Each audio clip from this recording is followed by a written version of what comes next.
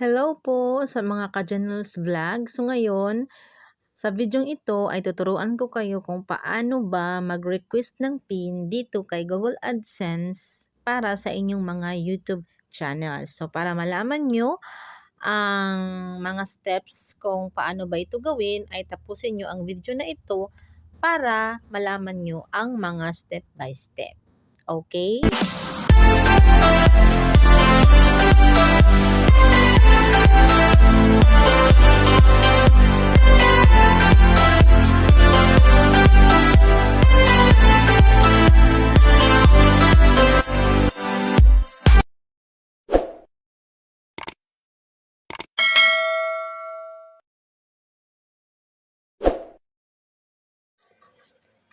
So, hello po sa inyong lahat. So, ngayon po ay tuturuan ko kayo kung paano ba mag-request ng PIN dito kay Google AdSense para sa inyong mga YT channel. So, ang first nating gagawin ay pupunta tayo sa Chrome na apps. So, sa cellphone dyan na wala pang download na Chrome, so mag-download na kayo kasi nga sa Chrome natin siya gagawin. So, sa akin ay may Chrome na ako. So, ngayon ay ikiklik ko na ang Chrome na app. So, punta tayo sa Chrome. So, ikiklik natin itong si Chrome. So, ayan. So, sa nakikita nyo sa screen guys, so ito yung lalabas pag na-click niya si Chrome. So, ang first natin gagawin ay, ang gagawin lang natin ay, ikiklik, punta tayo dito sa search bar. Tapos, ita-type natin, isi-search natin si Google AdSense. So, ayan guys. So, i-click natin itong okay. So, ito yung makikita nyo pag na-click nyo na si Google AdSense. So, ayan. So, ang ating i-click ay itong si sign in to continue to AdSense. So, ito yung isa-sign in natin. So, sa akin guys is nakalagin na kasi itong aking account dito sa Chrome na app. So, hindi ko na siya kailangang i-login. So, take note pala guys na kailangan pag nasa Chrome kayo ay kailangan naka-desktop sites. Yeah. So, sa hindi pa nakakaalam kung anong gagawin, kung saan nakikita si desktop site. So, nakikita nyo itong tatlong dot dito sa may taas. So, ikiklik lang muna natin siya. Tapos, ikiklik natin itong si drag tayo pababa at ikiklik natin itong si desktop site. So, sa akin ay naka-on na po kasi si desktop site. So, hindi ko na siya kailangan i-click. So, ayan, balik tayo dito sa home. So, ayan guys, sa nakikita nyo guys, ay nandito ako sa loob ng Google AdSense. So, sa nakikita nyo guys, ay may nakalagay dito na getting your site ready to show ads and nice work. You've completed all the steps. So, sa nakikita nyo guys is yung sa payments, your profile is complete na po siya. Kasi nga, naset up ko na po kasi itong aking payment. So, itong aking address. And then, sa pangalawa naman, dito sa ads ay may naka-green na po siya. May check na po siya na green. Kasi nga is, na-confirm ko na ang aking setting sa ads. And then dito naman sa baba, itong sites ay nakalagay dito is thanks for connecting the site. Kasi nga, na-login ko na dito yung aking site. So, ito na nga guys.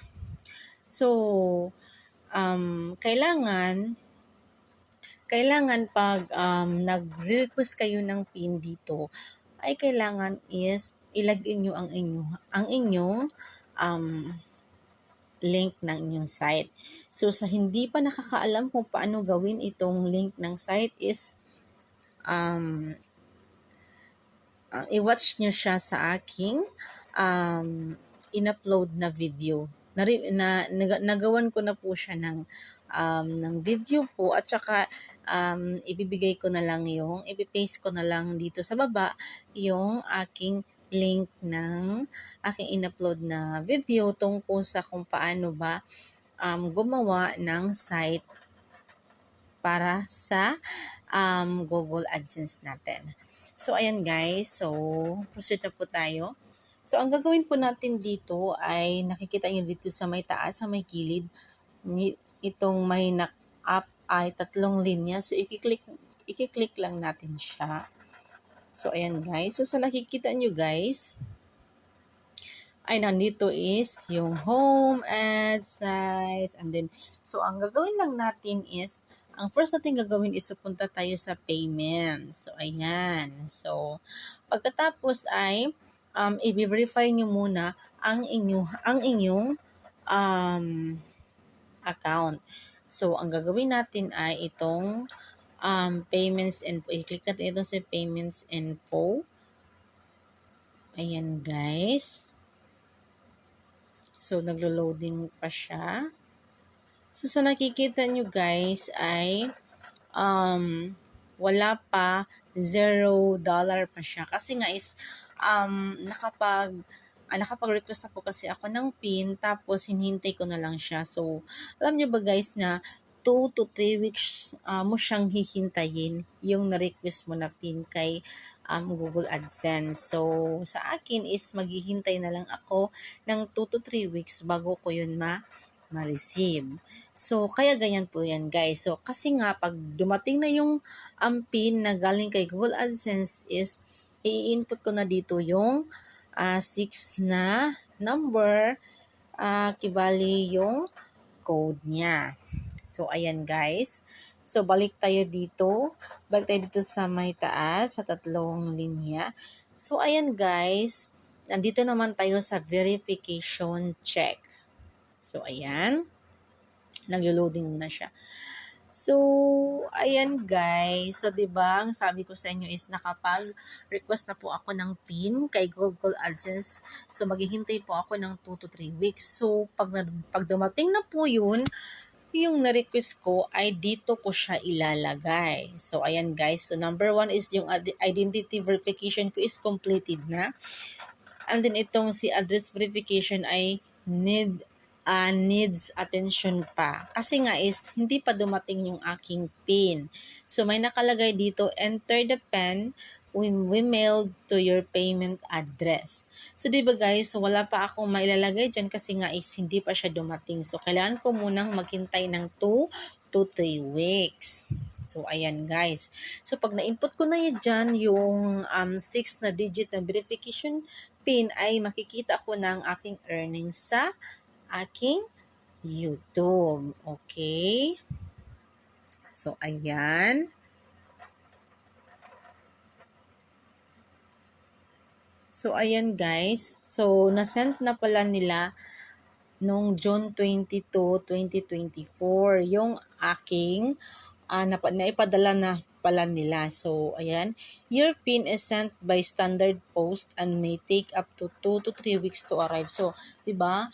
Sabi ko kanina is 2 to 3 weeks yung hihintayin ko. So, dito guys, nabasa ko na talaga na your PIN is sent by standard post and may take up to 2 to 3 weeks to arrive. So, this PIN expires October 22. If your PIN expires before you verify your address, ads will stop showing on your site. So, diba guys, parang masama pag hindi mo na-receive yung PIN mo. Kasi nga, yung pinadala nila na PIN is mag-i-expire siya October 22. So, ngayon is June na.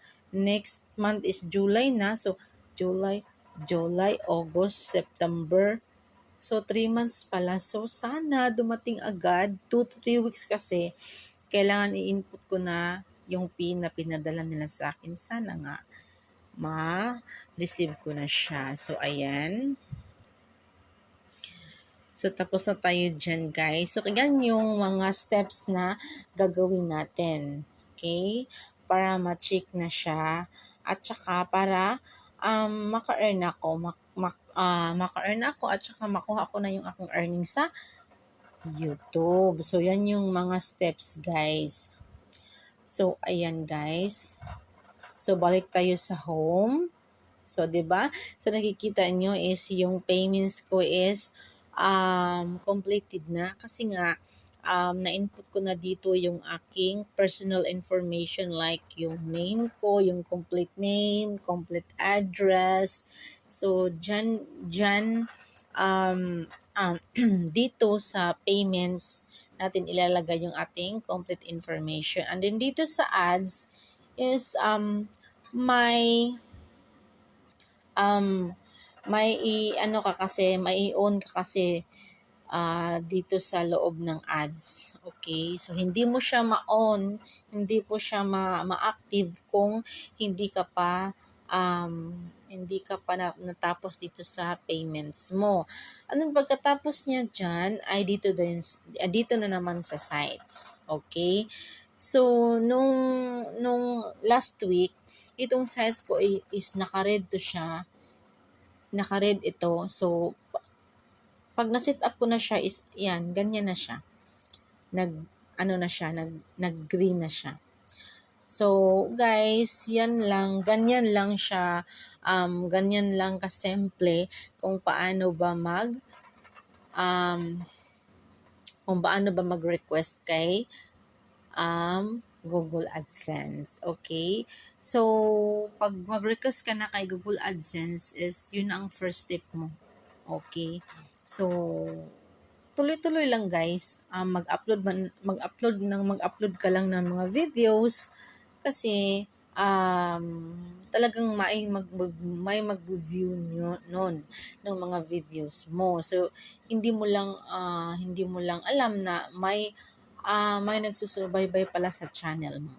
So, okay guys.